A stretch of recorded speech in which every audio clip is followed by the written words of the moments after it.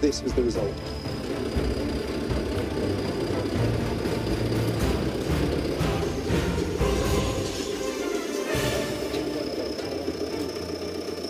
The body of Victor lies in front of the home where he perished. His firemen search for that of his wife Oksana, still buried under its ruins. What we see here is the true face of this Russian invasion. President Putin defeated the US, the UK, and the Soviet Union left to shape the new world. 7 years on, he was born in what was then Leningrad and is now St. Petersburg. By the 70s, Putin studied law and then joined the Russian Secret Service, the KGB. At this time, the Soviet Union's influence reached across the communist nations of Eastern Europe. And in the 80s, Putin was posted to Dresden, in East Germany. From there, he witnessed the fall of the Berlin Wall, the fall of communism. This was a visceral example of evil. Putin, though, the demise of the Soviet Union was the greatest geopolitical catastrophe of the century. And while the demise was negotiated, Putin was heading home to find a place for himself in the new Russia. Russia's president in the 90s, Boris Yeltsin, would help him do that. He made Putin head of the security services. Then Putin was elected prime minister. Then, in 1999, Yeltsin resigned, Putin was president, and his way of operating was clear from the start. Tightening the grip over media was one of the first things that he did, and also the lack of genuine opposition, because his critics either had been exiled or dead or Putin's focus on his own power and wealth was relentless. By 2008, when his two terms were up, Dmitry Medvedev replaced him as president, but Putin became prime minister, and everyone knew he was in charge. By 2012, he was back as president again. And Putin's indifference to democracy was matched by his view of sovereignty. In 2008, Russia invaded Georgia to support separatists. Ukraine, which supported separatists in eastern Ukraine. And in 2018, the former Russian Secret Service operative was poisoned in Salisbury. The UK says Russian intelligence was responsible. To Putin, the rules are for him to make. He said as much himself. I know that we trust Russia's record. That means it's clear to decide whether or not we need to. And Russia's right to decide roots back to Putin's view of what he's seen in his lifetime. 2015, he tested Iran and said, instead of the triumph of democracy and progress, we've got violence, poverty, and social disaster. Nobody cares a bit about human rights. Putin's contempt was directed at Western democracy. We've seen, though, how little he cares for democracy in Russia and Ukraine. Despite this, years earlier, the West talked of trusting him. I'll answer your question. I looked the man in the eye. I found him to be very straightforward. I was able to get a sense of his soul. We're getting a sense of it too this week. as we did a few years ago when Putin spoke of his childhood, telling us 50 years ago the Leningrad Street taught me a rule. If a fight is inevitable, you have to throw the first punch. There was nothing inevitable about this week, but Ukraine has felt that first punch. A punch Putin justifies in his country's interests, but which very much serve his. And as we watch the violence and think back to that criticism of the West at the UN in 2015, Putin said, I'm urged to ask those who created this situation to at least realize now what you've done. The world is now asking the same of him, and everything about Putin's life suggests, yes, he does realize it. 担心方面，为了打击乌克兰地面防御，在边境部署300架战机，多载武战机也首度现身在乌克兰展开偷袭、打猎轰炸。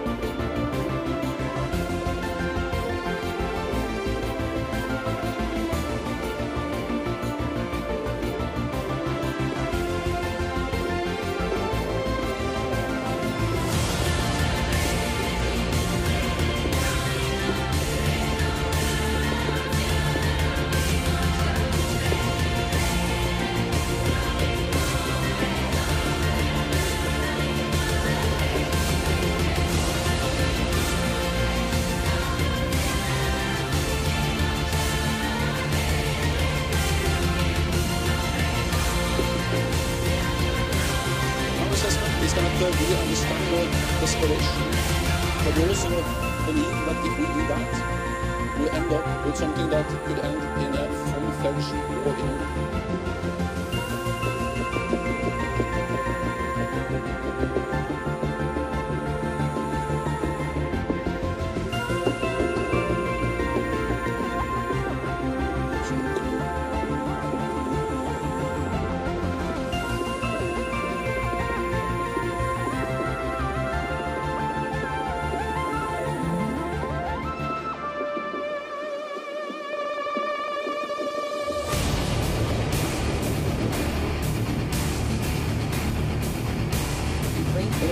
The Wall Street Journal reports Russia is pushing fighters from Syria, hoping their expertise in the combat will uptake Kyiv, and some of those recruited Syrians are already in Russia for return to the conflict.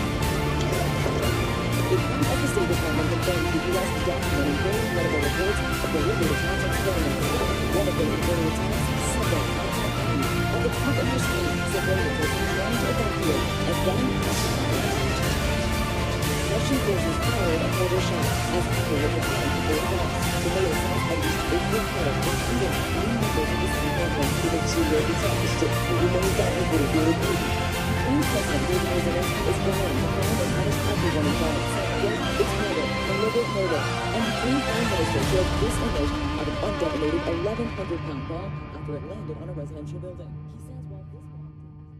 Many others did, killing innocent men, women, and children.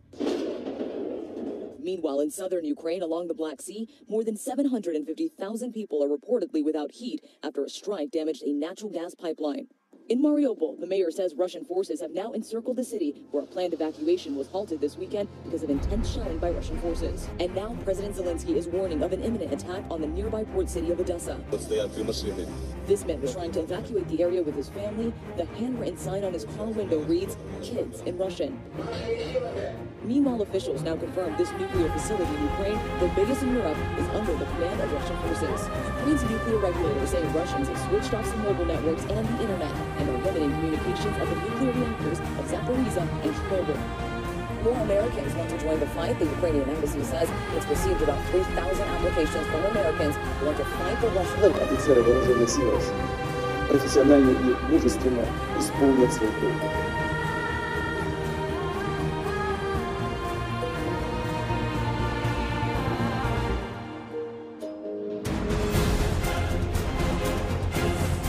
If President Putin decides to do so, the Russian military has the capability to really put a stranglehold on the key civilian areas and cities in Ukraine. So one way this is going to end is a large portion of Ukrainian cities are going to be destroyed. Secondly, we're going to see a lot of displaced people, probably well over 10 million refugees.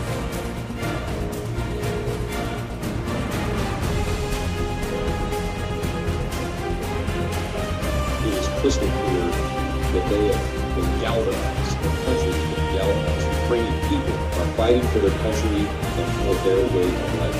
What will that look like on day 60, day 120? That is difficult to predict. Secondly, making the sacrifices necessary to support them. And if we are, if the international community is prepared to support Ukraine, and Ukrainian people have the will, I think they could hold on forever.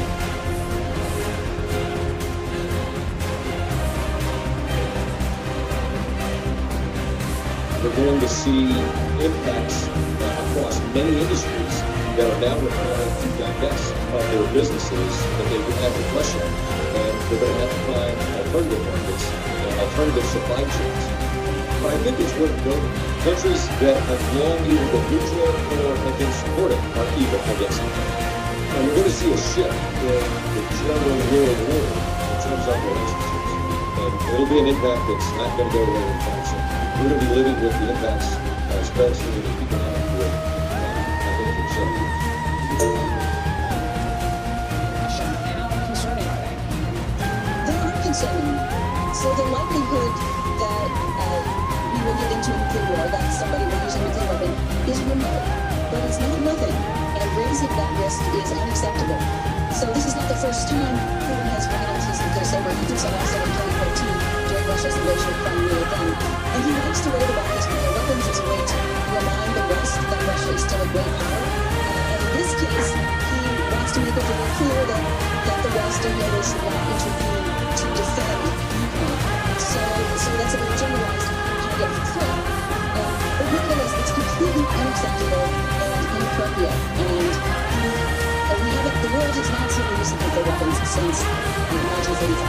And we now have a 77-year tradition of non-use of nuclear weapons. So that is the single most important legacy of the nuclear age. And so it's very important to preserve that.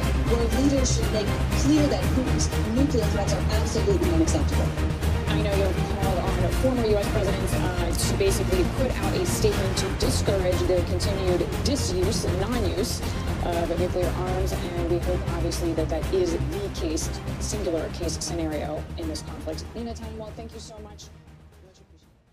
但后来是延了2个小时，到刚刚大概10点左右才开始进行。那画面上就是乌克兰代表搭乘直升机抵达会谈地点的画面哦。这次跟上次一样，也就是第2次谈判的地点是一样的，会在白俄跟波兰的边境布列斯特一个国家公园里面。那俄国媒体是报道说呢，俄国的代表团是很早就在现场等候。那乌克兰总统办公室顾问呢，有表示说，这一次的代表成员跟上一次一样都没有改变。乌克兰总统办公室顾问、执政党主席还有乌克兰的国防部长都会亲自出席哦。那这第3次的谈判，他们是要谈什么呢？俄国呢是有详细列出了4个停火条件哦，包括克里米亚和乌东2个叛军国家独立。不过美国媒体是表示说，乌克兰谈判代表指出说，他们不会在领土完整上做出妥协，但是对于乌克兰的未来呢，那个俄罗斯所要求的非北约模式，他们是抱持开放态度的，所以可能会在这个方面做出让步，换取停火。那另外，土耳其外长是刚刚宣布说，在他们的努力之下呢，俄国外长拉夫罗夫跟乌克兰外长库列巴已经决定了会面哦。土乌俄3国的外长呢，会在10号呢，在土耳其南部的度假胜地安塔地点举行会谈。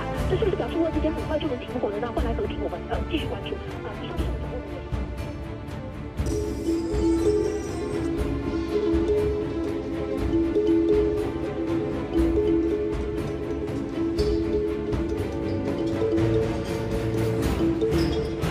Past week, trains from Russia have been quite booked, fully booked. We have 2 trains from Russia coming from St. Petersburg to Helsinki.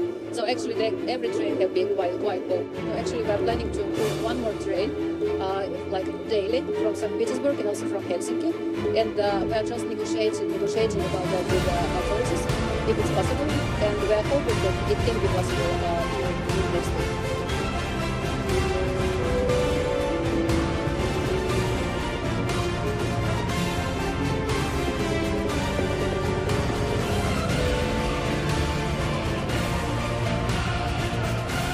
A million people who've actually fled Ukraine to neighbouring countries in the past 5 days alone. So this is a massive number of.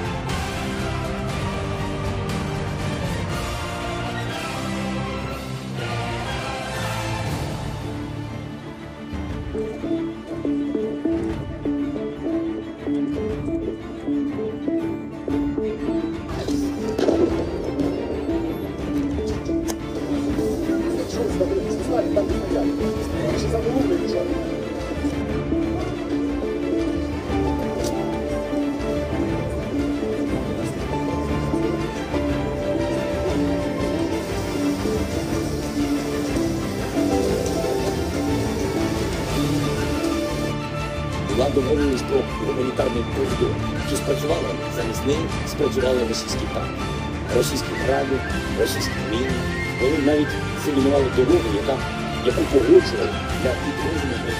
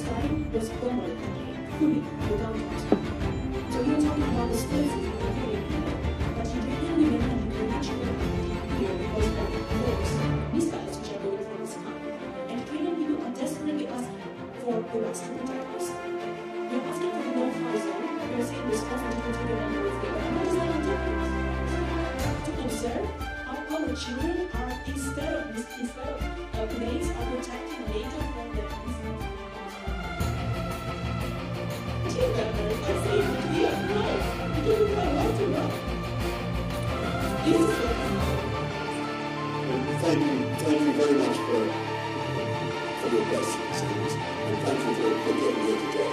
I'm glad that you. Maybe it is one of the best noise in my life.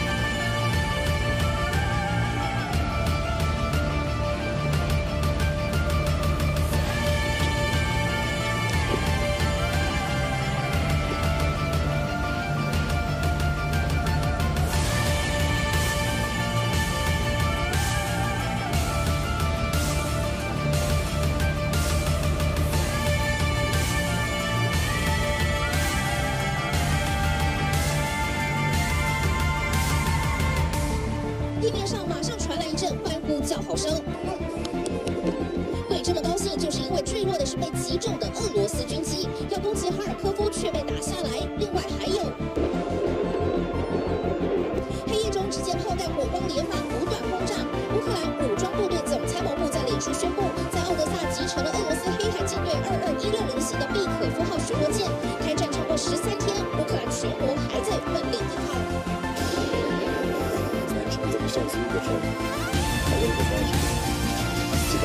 全力死守，首都基辅内用皱纹开沙包筑起层层防卫。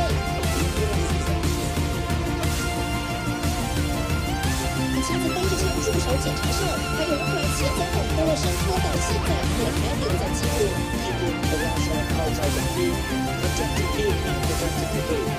还守在基辅的最关键一位就是乌克兰总统泽连斯基。借机长剑拍下了窗外的街景，泽连斯基再次拍影片要证明他没有逃跑，这也是他开战以来首度秀出自己重回总统府办公室的画面。Залишаюся вірю, на банкові, не ховаючись. Нікого не боюсь стільки потрібно, щоб перемогти. 就算是为俄罗斯头号猎杀目标，泽连斯基还直接公布所在位置就在基辅大街上，还反呛俄罗斯说好的人道撤离都是 gay。Домовленість про гуманітарну допомогу чи спрацювала? Замість неї спрацювали російські танки, російські гради, російські міни. 后来俄罗斯假撤离真轰炸，还设下变相的侵略陷阱，因为不明能撤离的目的地不是被导向白俄罗斯。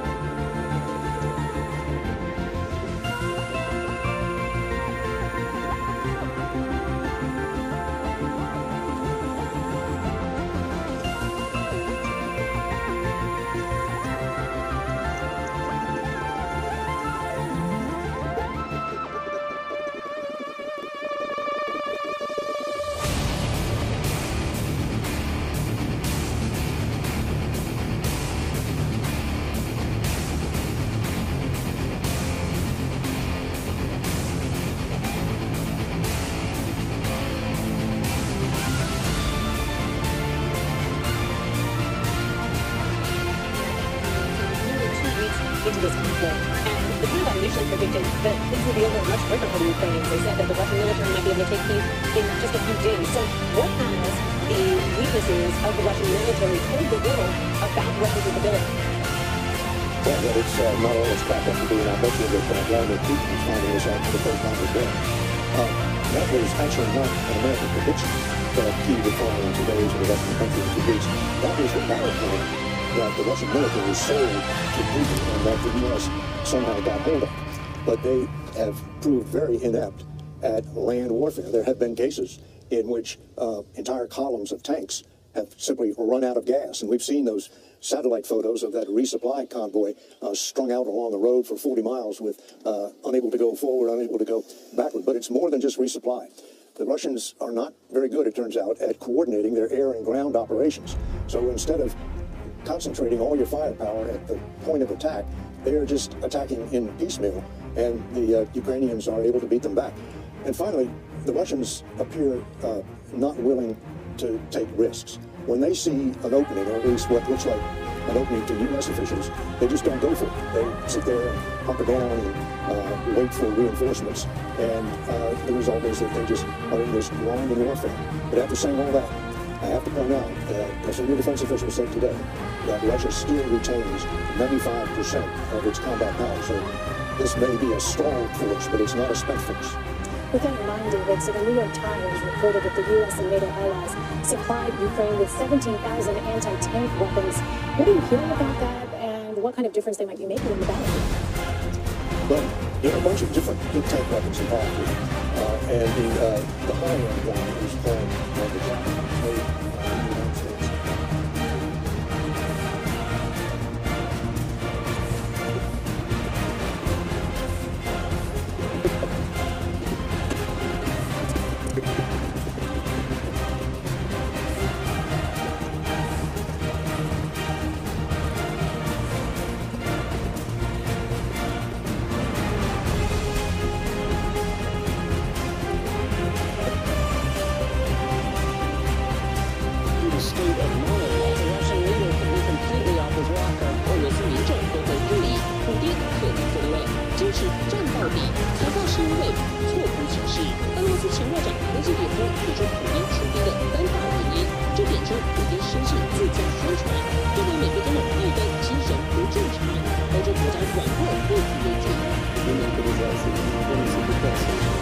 为了清除乌克兰对内运动中崛起的新纳粹，许多人自愿赴前线为苦人作战，因为纳粹割席的回忆。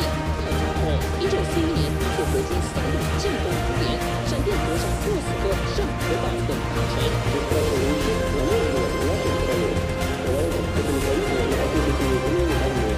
或许计划仿佛遇到自己的极权之路，努力用20年将军队现代化，最为无坚不摧。实际上，许多部分被盗用，拿来买超级游艇。但看到普京新闻政治，分明看了就瑟瑟发抖。就算错判形势，难道有人敢和现代which are important again? We will not give up and we will not lose. We will fight till the end at sea, in the air. We will continue fighting for our land, whatever the cost. We will fight in the forests, in the fields, on the shores, in the streets. I would like to add that we will fight on the banks of different rivers like Dnieper, and we are looking for your help, for the help of the civilized countries. We are thankful for this help,